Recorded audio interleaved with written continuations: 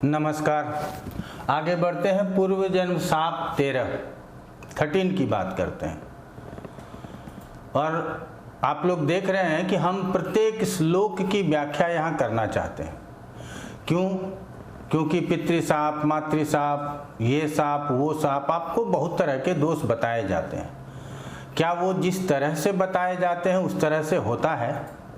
ये आपको नहीं पता होता, इसीलिए आपको कुछ भी बता दिया जाता है। जो साधारण पाठक हैं वो भी समझ सकते हैं, और जिसको ज्योतिष में रुचि है उनके लिए तो समझ लीजिए कि ये रामबाण है कि आप पितृदोष को कैसे समझें। वर्तमान समय में हमेशा यही बताया जाता है कि सूर्य के साथ राहु हो जाए तो पितृदोष हो जाएगा।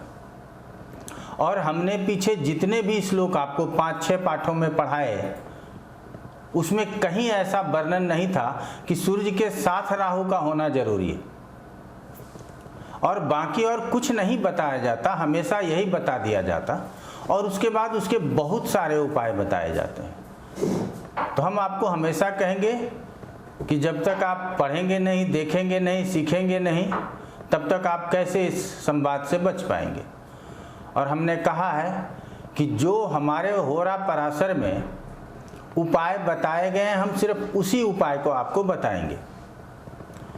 और सबके लिए संभव है, कोई भी कर सकता है। और हमेशा उपाय अपने सामर्थ्य के अनुकूल ही करना चाहिए। सामर्थ्य से कम या अधिक करने की आवश्यकता नहीं होती।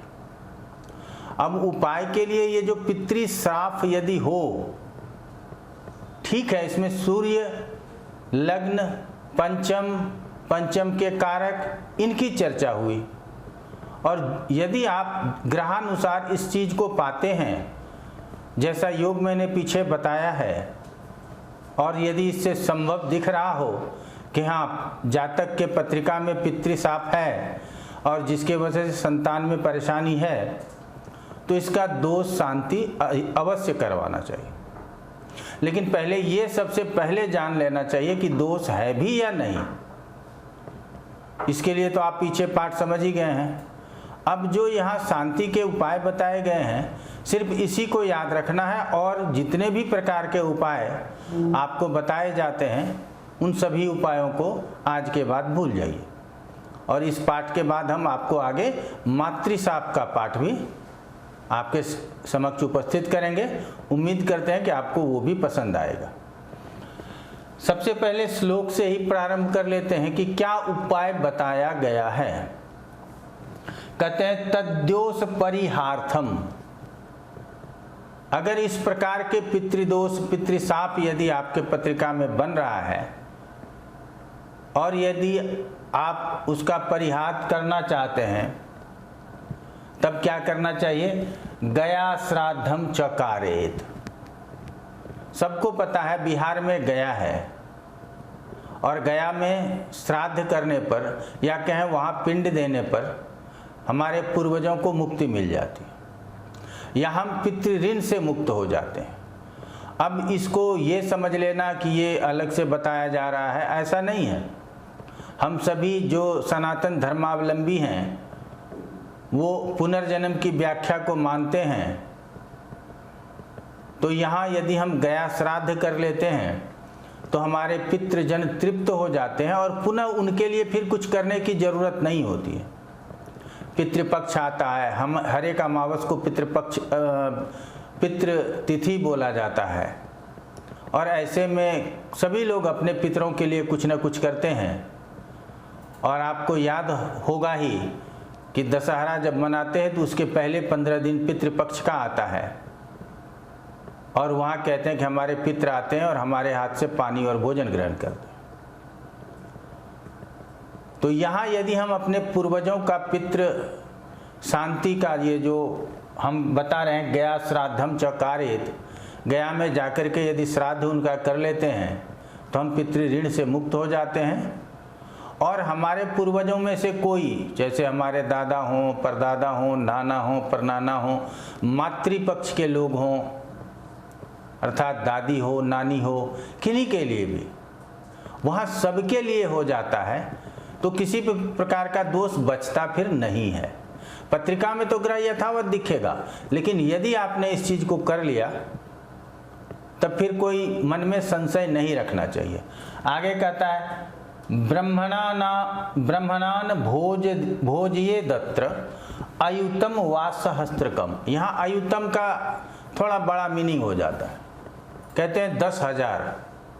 तो इसीलिए कहा गया अगर आपको सामर्थ्य है 10,000 ब्राह्मणों को भोजन कराने का तो जरूर कराना चाहिए, लेकिन अब आप इकट्ठा कहाँ से करेंगे, बहुत सारी समस्याएं होती हैं।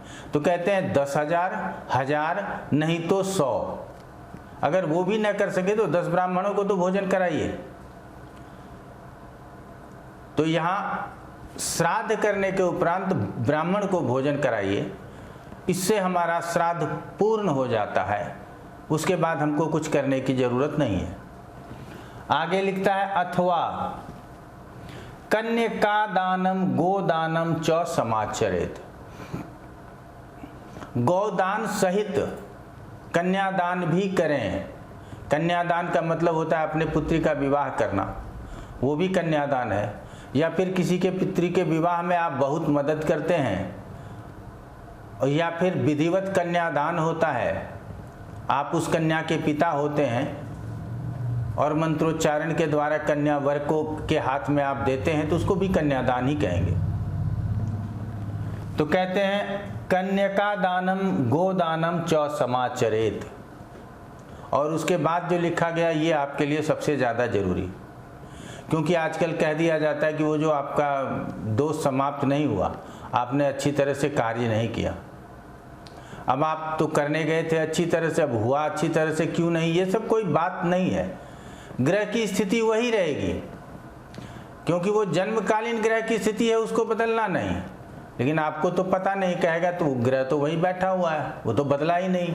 ऐसे लोग संवाद कर लेते हैं और फिर कहते हैं कि फिर से कराना होगा, अब फिर से खर्च कीजिए आप। तो इसकी जरूरत नहीं होती, एक ही बार करना है। उसके बाद कहता है एवं कृते पितृ सापनम उच्यते नात्र संशय। एवं कृते पितृ शापनम उच्यते नात्र संशय। इसका मतलब है कि इस कर्म को कर लेने के बाद आप पितृशाप से मुक्त हो जाते हैं, इसमें कोई संशय नहीं है, और इसमें संशय रहना भी नहीं चाहिए। हम जैसे लोग आपके मन में संशय डाल सकते हैं, लेकिन उससे बचना चाहिए। वर्धते च कुलम तस्य पुत्र पौत्रादिभि सदा। और इसको कर लेने के बाद किस लिए आपने कराया, क्योंकि आपके घर संतति नहीं हो रहा था, संतान प्राप्त नहीं कर रहे थे आप। तो अब क्या होगा, वर्धते च कुलम तस्य, इसके बाद आपके कुल की वृद्धि होगी। पुत्र पौत्रादि भी सदा, पुत्र पौत्रादि दोनों होंगे, पुत्र भी होंगे पौत्र भी होंगे, अर्थात आगे कुल की वृद्धि होगी। तो ये आपने देख लिया कि ये साधारण सा उपाय है, गया जाना चाहिए, सबको जाना चाहिए। एक बार तो आपको जाना ही पड़ेगा।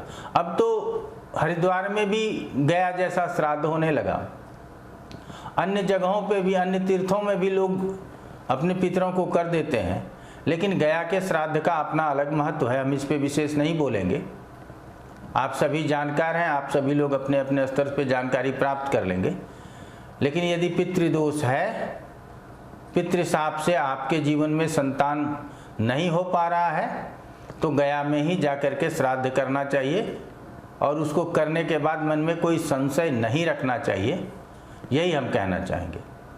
तो किस तरह से पितृदोष आपको बताया जाता है, क्या क्या उपाय आपको बताए जाते हैं, इन सभी बातों को आप जानते हैं। तो यहाँ हमारा ये पितृदोष का पाठ समाप्त हो गया। अब हम लोग आगे मातृदोष की ओर बढ़ेंगे, अन्य पाठों को भी विस्तार देंगे। समयाभाव होता है, इसीलिए कभी कभी आप लोगों के समक्ष पाठ नहीं आ पाता है, उसके लिए हम क्षमा प्रार्थी हैं। लेकिन लगातार यदि पढ़ेंगे तो घर बैठे ज्योतिष सीख पाएंगे, हम ऐसा जरूर कहेंगे। आज इतना ही, आप लोगों का बहुत बहुत धन्यवाद।